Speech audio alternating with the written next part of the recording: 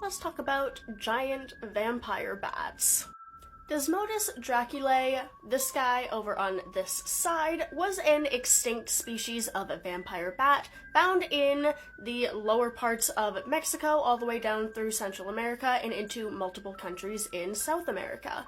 It lived in the Pleistocene era and possibly even into the early Holocene, which is kind of the most modern era. The oldest fossil was from around 100,000 years ago that we found thus far. However, we have actually found remains that weren't even fossilized yet. This suggests that they went extinct actually rather recently. Now, these bones weren't by any means fresh. They had no soft tissue on them or anything. It just means that they haven't gone through the entire fossilization process yet. The hypothesis that this was a recent extinction is also supported by the fact that multiple groups around the area do still have oral history of giant vampire bats coming and attacking livestock.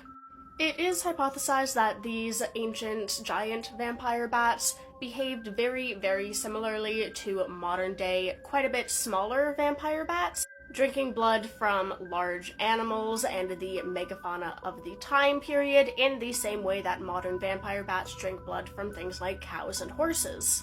The reason for the extinction isn't super well known, but it's thought that they went extinct due to the fact that they couldn't really subsist off of smaller animals once all of the megafauna started to go extinct. It is also a possibility that the giant vampire bats were an inspiration for one of the Mayan gods in their pantheon, Camazotz, which is depicted as being a giant carnivorous bat and also made an appearance in one of my childhood favorite book series, the Silverwing series.